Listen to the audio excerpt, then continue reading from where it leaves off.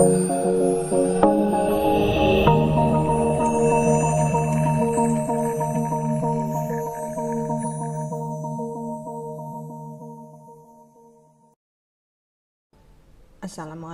warahmatullahi wabarakatuh. Salam sejahtera bagi kita semua dan salam budi luhur. Untuk video pembelajaran kali ini kita akan membahas materi tentang penegakan hukum. Pada materi session kali ini terlebih dahulu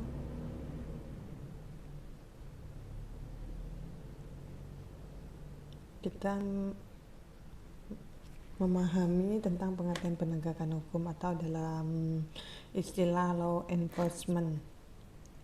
Menurut Jimli As-Siddiqi, law enforcement atau upaya penegakan hukum yaitu upaya atau usaha yang dilakukan untuk yang pertama menjadikan hukum sebagai pedoman perilaku dalam setiap perbuatan hukum, khususnya baik itu para subjek hukum yang bersangkutan maupun oleh aparatur penegakan hukum yang resmi diberikan tugas dan kewenangan oleh undang-undang.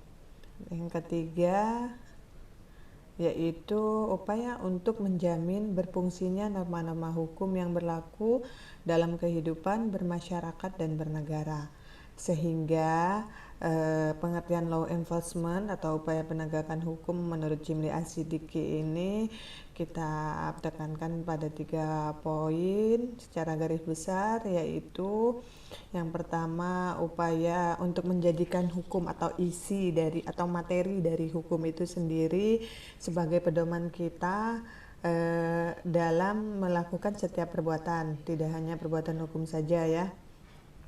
Yang kedua, berarti yang pertama tadi berkaitan dengan materi hukum itu sendiri, upaya yang dilakukan untuk menjadikan materi hukum itu sebagai pedoman kita dalam setiap perbuatan. Yang kedua, setiap perbuatan ataupun tindakan yang dilakukan itu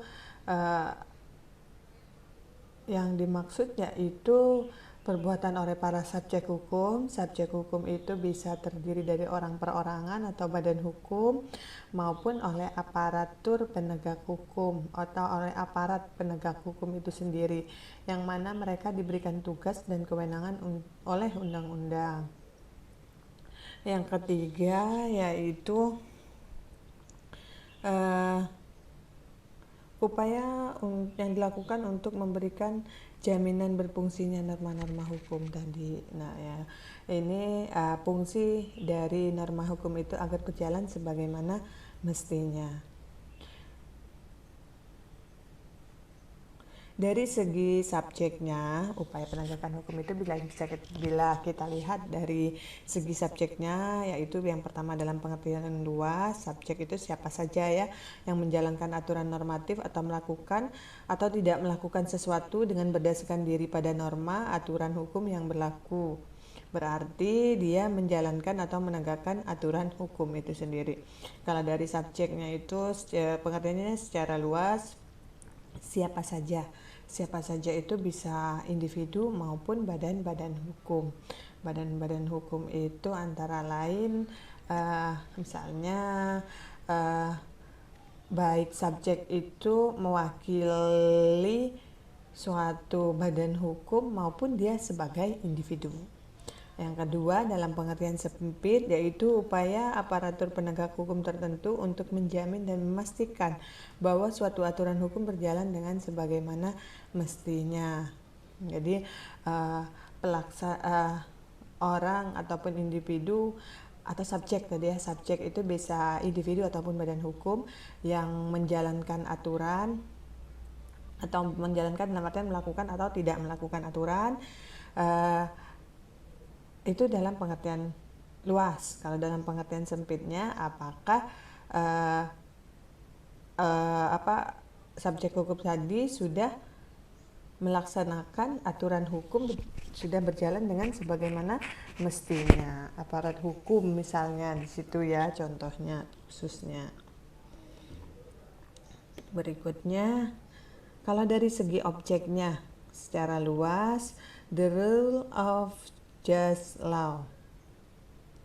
Penegakan hukum mencakup nilai-nilai keadilan yang terkandung di dalam bunyi ataupun bunyi aturan formal maupun nilai-nilai keadilan yang hidup dalam masyarakat. Jadi dalam pengertian luas, kalau dari segi objeknya, maksud dari law enforcement dari segi objeknya dalam pengertian luas ini ya, penegakan hukum mencakup pula nilai-nilai keadilan yang terkandung di dalam bunyi aturan formal maupun nilai-nilai keadilan yang hidup dalam masyarakat.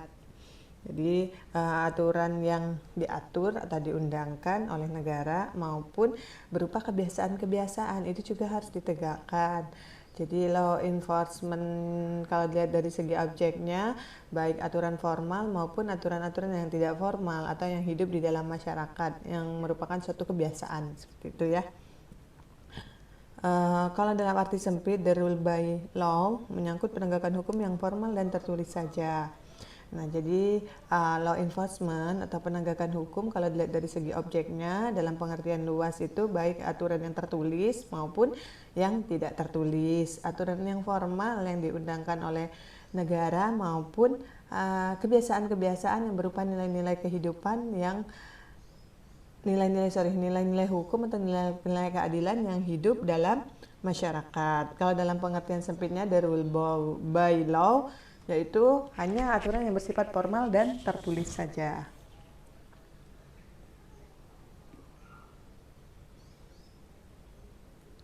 Dari segi subjeknya sudah, objeknya sudah, sekarang kita lihat beberapa teori tentang tujuan negara. Nah, di sini ada pendapat Plato. Menurut Plato, yang pertama, Plato itu menekankan memajukan kesusilaan manusia. Negara bertujuan memajukan kesusilaan manusia baik sebagai individu maupun sebagai makhluk sosial. Jadi Plato ini terkenal dengan teori negara kekuasaan, dengan menghimpun dan membesar kekuasaan negara sebesar-besarnya dapat menciptakan kemakmuran rakyat. Yang kedua ada teori kedaulatan Tuhan oleh Agustinus.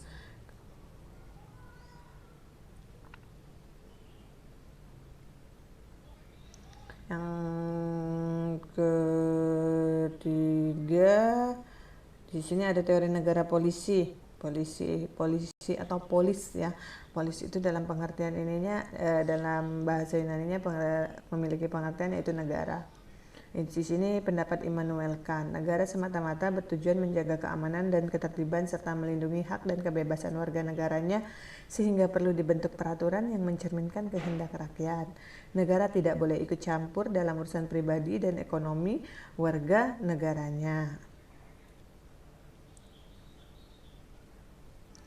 Terus berikutnya ada teori negara hukum.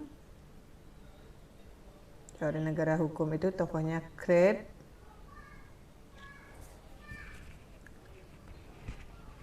Negara bertujuan menyelenggarakan ketertiban umum yang berpedoman pada hukum. Segala kekuasaan pemerintahan didasarkan atas hukum. Semua orang harus tunduk dan taat pada hukum.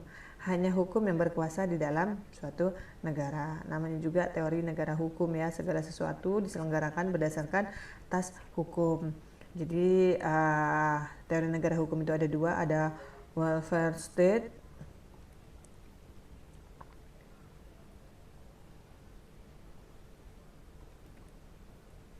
Yang pertama kita lihat di sini tadi teori negara hukum, teori negara kesejahteraan. Namanya juga teori negara kesejahteraan ya. Jadi tujuan negara itu untuk mewujudkan kesejahteraan umum. Negara itu merupakan alat untuk mencapai tujuan bersama dalam tatanan masyarakat yang di dalamnya terdapat kebahagiaan, kemakmuran, dan keadilan sosial bagi seluruh rakyat Indonesia. Jadi teori negara kesejahteraan ini bahwa tujuan negara itu untuk mewujudkan kesejahteraan umum. Ya, kalau kita lihat di sini misalnya Indonesia memiliki tujuan negara yang secara umum disebutkan dalam pembukaan UUD 45 alinea keempat, bisa dibaca pada slide ini ya. Sehingga kita bisa berkesimpulan dan menganalisa dan akhirnya berkesimpulan dari bunyi alinea keempat pembukaan Undang-Undang Dasar 1945 merupakan tujuan umum dari negara Indonesia. Itu untuk membentuk suatu pemerintah negara Indonesia, melindungi segenap bangsa Indonesia dan seluruh tumpah darah Indonesia, dan untuk memajukan kesejahteraan umum, mencerdaskan kehidupan bangsa, dan ikut melaksanakan ketertiban dunia yang berdasarkan kemerdekaan, perdamaian abadi, dan keadilan sosial. Nah, ini adalah tujuan umum dari negara Republik Indonesia. Nah, apabila kita melihat pada slide-slide sebelumnya, slide di atas, ada beberapa teori tentang tujuan negara. Nah, kira-kira di dalam pembukaan UUD 45 alinea keempat ini yang tersirat isi dari tujuan negara Republik Indonesia, kira-kira menurut pendapat Anda, Indonesia itu menganut teori tujuan negara yang dikemukakan oleh siapa? Dari beberapa ini tadi ya. Sehingga nanti ini kita akan sampai di tugas kuis yang akan saya berikan pada tema perkuliahan hari ini tentang penegakan hukum. Oke, untuk analisa pada slide tadi nanti akan kita bahas, ataupun Anda yang akan membahas dan menganalisa pada pertemuan kita kali ini dalam bentuk tugas kuis ya. Kita lanjutkan kepada teori berikutnya, bukan teori, materi kita berikutnya, yaitu perlindungan hukum. Apa itu perlindungan hukum? Menurut Simanjuntak, yang pertama yaitu usaha pemerintah menjamin kepastian hukum untuk memberikan perlindungan kepada rakyatnya agar hak-hak seorang warga negara tidak dilanggar, dan bagi yang melanggar akan dikenakan sanksi sesuai dengan peraturan yang berlaku. Nah, inilah yang dimaksud dengan perlindungan hukum menurut Simanjuntak, yaitu usaha pemerintah menjamin kepastian hukum, memberikan perlindungan kepada rakyatnya agar hak-hak seorang warga negara itu tidak dilanggar, dan bagi yang melanggar akan dapat diberikan sanksi sesuai dengan peraturan yang berlaku. Unsur suatu perlindungan atau perlindungan hukum yaitu perlindungan dari pemerintah kepada warga negaranya, adanya jaminan kepastian hak berkaitan dengan hak-hak kewarganegaraan, dan adanya sanksi hukuman. Hukum itu sendiri yang pertama ada hukum material, yaitu peraturan yang mengatur kepentingan-kepentingan dan hubungan berisi perintah dan larangan. Contohnya KUH Pidana, KUH Perdata, dan KUH Dagang. Kalau yang hukum formil yaitu berisi aturan beracara untuk memproses dan menyelesaikan masalah yang memenuhi norma-norma larangan hukum material. Contohnya KUHP, hukum acara perdata, kitab hukum acara dagang, dan kitab kitab undang-undang hukum acara peradilan tata usaha negara. Nah, Anda pernah mengetahui juga ada istilah BW. BW itu sama artinya dengan kitab undang-undang hukum perdata, karena ini mengambil istilah dari Belanda. BW atau KUH Perdata yang kita gunakan sampai dengan saat ini itu merupakan hasil atau oleh-oleh ataupun hasil dari penjajahan Jepang yang kemudian dengan azas konkordansi diterapkan dan berlakukan di Indonesia, yang nama aslinya itu Berherlek Wetboek. Nah, ini ada 4 bagian. Yang pertama mengatur tentang orang, yang kedua tentang kebendaan, yang ketiga tentang perikatan atau perjanjian, dan keempat tentang daluarsa dan pembuktian. Ini saya jelaskan secara garis besar saja karena sebagai mata kuliah umum wajib saya rasa tidak perlu dibahas atau dikupas secara mendalam ya tentang beberapa peraturan hukum material maupun hukum formil dan sumber-sumbernya yang terdiri dari kitab undang-undang hukum perdata, kitab undang-undang hukum pidana, kitab undang-undang hukum dagang, dan aturan-aturan turunannya.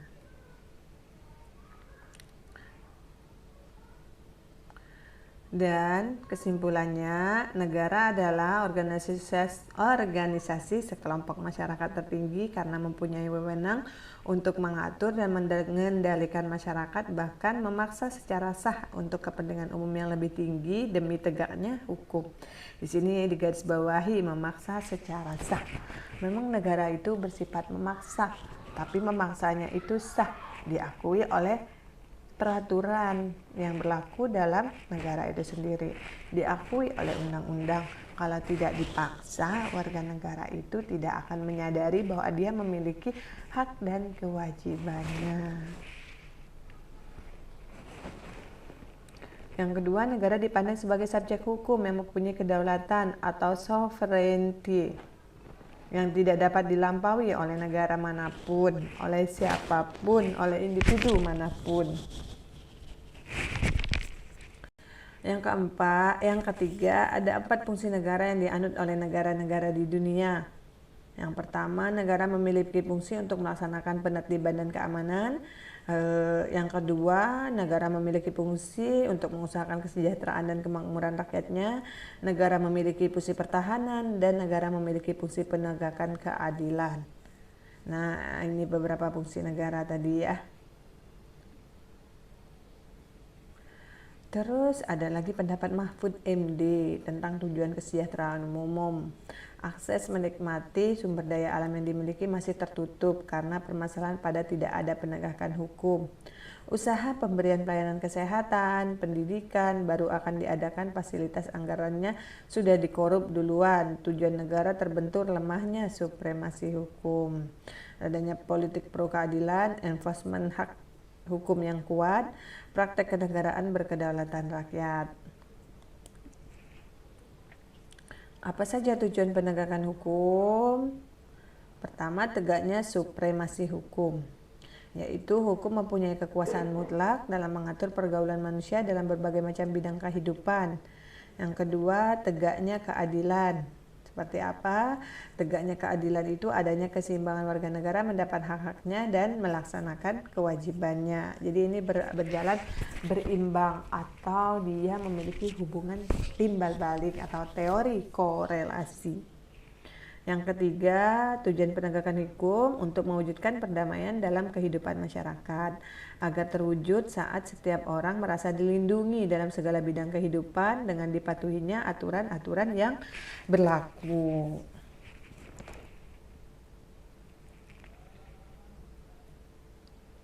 Nah, apa saja unsur dalam penegakan hukum? Antara lain menurut Gustav Lambert Redbridge, ada unsur keadilan, kemanfaatan, dan unsur kepastian. Hukum adalah alat untuk menegakkan keadilan dan menciptakan kesejahteraan. Dengan sifatnya yang memaksa tadi, kalau tidak ada sifat memaksa, hukum itu negara itu adalah organisasi yang bersifat memaksa. Dia memaksanya dengan apa? Dengan peraturan atau hukum yang dimilikinya atau yang dibuat, yang diciptakan. Tujuan kebijakan yang dibuat itu merupakan kehendak atau keinginan rakyat yang tujuannya untuk memberikan perlindungan dan kesejahteraan kepada rakyatnya. Tanpa keadilan sebagai tujuan ultimumnya, hukum akan terperosok menjadi alat pembenar kesewenang-wenangan penguasa atau pihak mayoritas terhadap minoritas. Fungsi utama hukum pada akhirnya untuk menegakkan keadilan. Kalau menurut Bismar Siregar, bila untuk menegakkan hukum saya korbankan kepastian hukum, akan saya korbankan hukum ini. Hukum hanyalah sarana, sedangkan tujuannya adalah keadilan. Mengapa tujuan dikorbankan demi sarana? Nah, dengan pertanyaan ini tadi, menurut Bismar Siregar,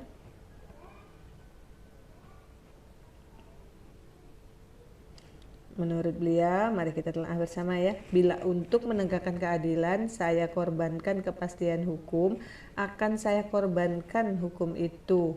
Hukum hanyalah sarana, sedangkan tujuannya adalah keadilan. Mengapa tujuan dikorbankan demi sarana? Nah, hukum itu sarana, tujuannya keadilan. Jadi, apakah bisa kita ingin mencapai tujuan tanpa adanya sarana?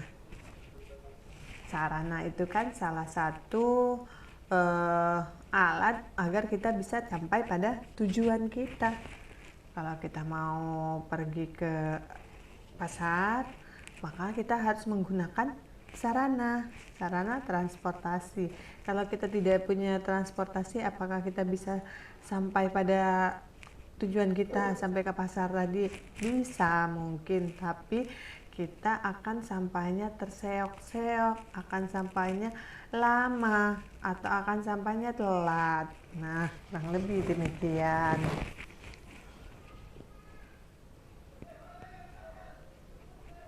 Jadi bisakah tujuan akan tercapai tanpa adanya sarana? Bisa, tapi tujuannya tercapai tidak maksimal dan tujuan tadi tercapai terlambat, hasilnya tidak maksimal.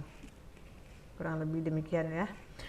Berikutnya faktor-faktor yang mempengaruhi penegakan hukum menurut Suryono Sukanto. Faktor yang pertama yaitu hukumnya itu sendiri. Nah, hukumnya itu sendiri. Mengapa? Berarti isi atau materi dari hukum itu sendiri, peraturan itu sendiri, undang-undang itu sendiri. Maka dia akan mempengaruhi. Kalau isinya multitafsir, maka tujuannya tidak akan bisa tercapai. Tujuan dalam artian tujuan untuk kesejahteraan umum, kesejahteraan rakyat banyak. Mungkin dengan bahasa dalam suatu isi hukum atau materi dari hukum itu bahasanya multitafsir, maka tujuannya itu hanya untuk kepentingan golongan tertentu saja. Faktor yang kedua yaitu masyarakat itu sendiri. Nah, masyarakatnya disadarkan, masyarakatnya harus tahu hukum, masyarakatnya peduli untuk mentaati aturan-aturan dan hukum-hukum yang ada di dalam suatu negara. Maka hukum itu bisa ditegakkan. Kalau masyarakatnya tidak mengerti hukum, tidak peduli terhadap hukum atau aturan, maka penegakan hukum itu akan sulit terlaksana. Yang ketiga, sarana atau fasilitas pendukung penegakan hukum tadi. Nah, sarananya ini harus diperhatikan. Sarana di sini tadi ya, menurut Bismar Siregar. Hukum itu sendiri sarananya agar tercapainya penegakan hukum. Jadi hukumnya harus berisi atau hukumnya itu harus materi muatan yang di dalamnya itu harus benar-benar mencerminkan kepentingan rakyat sehingga dia bisa mengayomi, memberikan jaminan kepastian hukum dan melindungi rakyat atau warga negaranya. Yang keempat yaitu penegakan hukum. Yang keempat yaitu kebudayaan. Nah, budaya yang berkembang dalam masyarakat itu sangat mempengaruhi terhadap penegakan hukum.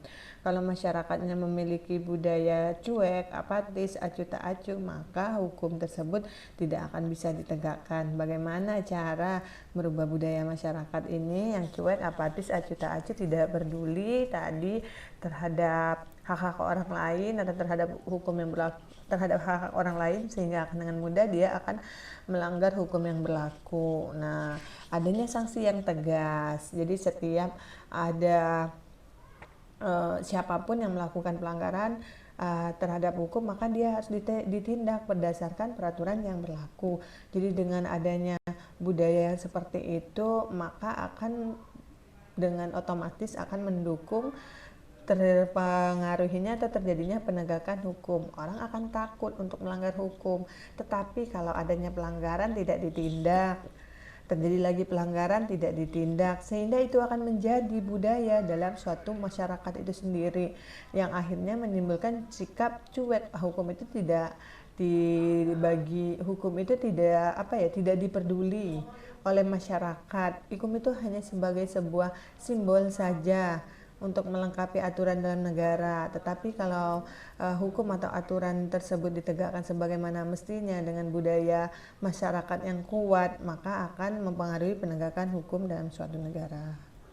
Nah, yang terakhir atau yang kelima faktornya yaitu penegak hukum itu sendiri.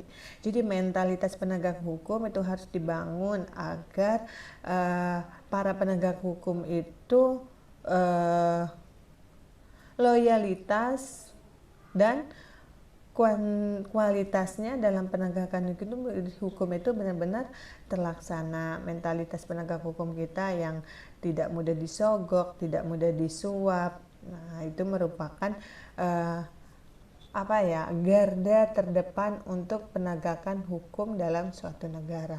Ketika mentalitas penegak hukumnya loyo, mudah disuap, mudah disogok, nah itu menyebabkan penegakan hukum itu akan lemah juga dan akan loyo juga.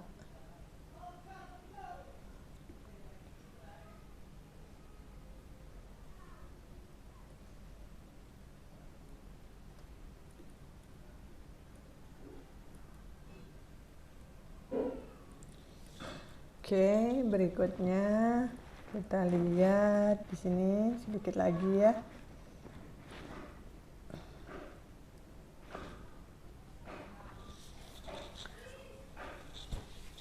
Tadi sudah dibahas di sini, saya tadi membahasnya secara garis besar saja dan Anda bisa baca pada slide-slide ini tentang faktor-faktor yang mempengaruhi penegakan hukum, hukumnya itu sendiri, isi dari hukum itu sendiri, berlaku secara filosofis atau berlaku secara futuristik, usaha untuk meningkatkan kesadaran hukum pada masyarakat dari sudut penegak hukum itu sendiri, sarana dan fasilitas, adanya tenaga manusia yang terampil, yang terdidik dan yang terlatih, yang berpendidikan dan peralatan yang memadai itu bisa mendukung terlaksana penegakan hukum, budaya dan penegak hukum itu sendiri.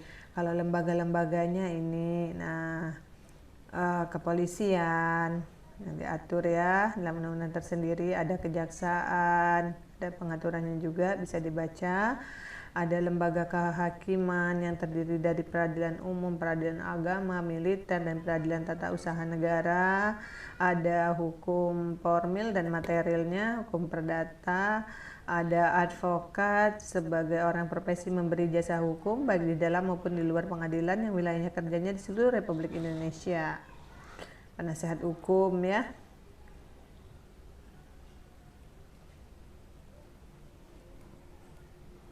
Nah, untuk secara spesifik isi dari materi ini bisa Anda baca pada slide-slide ini, dari slide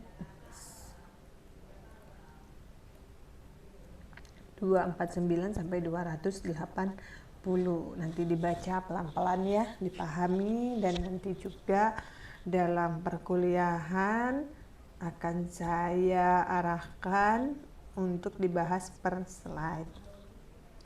Untuk materi kali ini tentang penegakan hukum dalam video pembelajaran ini saya akhiri sampai di sini. Wassalamualaikum warahmatullahi wabarakatuh. Semoga penjelasan saya bisa berguna dan bermanfaat bagi semua pihak. Akhir kata saya ucapkan terima kasih dan salam budi luhur.